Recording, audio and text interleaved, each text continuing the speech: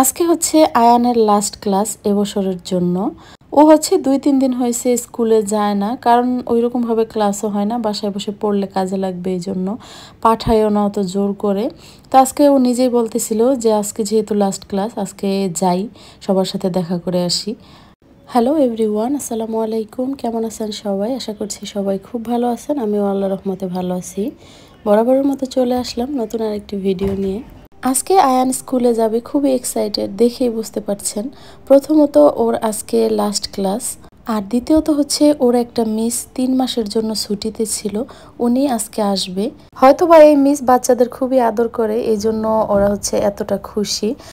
আসলে বাচ্চারা হচ্ছে ভালোবাসা চায়, যারা বাচ্চাদেরকে আদর করে বাচ্চারাও তাদের খুব পছন্দ করে। তো যাই হোক, আমি হচ্ছে ওকে তাড়াহুড়া করে রেডি করিয়ে দিলাম, কারণ আজকে আমার ওকে স্কুলে দেওয়ার কোনো ইচ্ছে ছিল না। যেহেতু ভাবছিলাম আজকে ওকে স্কুলে দিব না, এই জন্য ওকে ঘুম থেকেও একটু দেরি করেই উঠাইছি। তো যাই হোক, সব কিছু খুব তাড়াহুড়া করে দিয়ে দিচ্ছিলাম। আমি সবসময় আগের দিন রাত্রে ব্যাগ গুছিয়ে রাখি। আজকে ব্যাগ গুছাতে গিয়ে দেখলাম যে ওর রাবারটা হচ্ছে মাঝখান দিয়ে খেয়ে ফেলছে। 2টা রাবার ছিল মাঝখান দিয়ে এরকম খাওয়া। তো আমি আবার আয়ানের সাথে একটু দুষ্টামি করলাম, বললাম যে ও আর ওর ফ্রেন্ড হচ্ছে মাঝখান থেকে কামড় দিয়ে তারপর খেয়ে ফেলছে। শনিবার থেকে আয়ানের পরীক্ষা শুরু হয়ে যাবে, তো কালকে হচ্ছে ওদের ক্লাস পার্টি, সেটা নিয়েও কিন্তু আয়ান খুবই খুশি।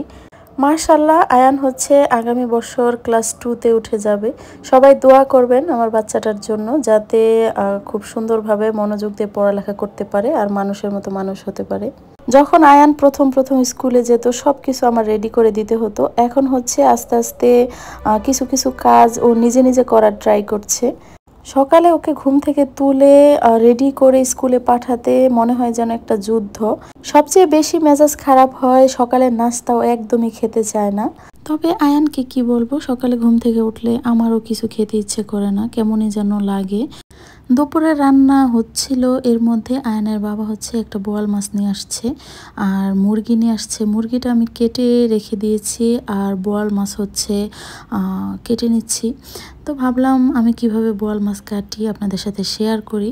এদিকে আমার হেল্পিং হ্যান্ডও কিন্তু কাজ করে চলে গিয়েছে এর মধ্যে। সব সময় বোয়াল মাছ কাটতে গেলে আমার হাত কেটে যায়, আর বোয়াল মাছের দাঁতগুলো কিন্তু খুবই ধারালো থাকে, আর বোয়াল মাছের মাথা কাটতে গেলে বিশেষ করে হাতটা কেটে যায়। আর সেটা হচ্ছে বোয়াল মাছের দাঁত দিয়েই। বোয়াল মাছের কিন্তু মাথাটা কাটতে বেশি ঝামেলা, আর মাছ কিন্তু খুব তাড়াতাড়ি কাটা হয়ে যায়।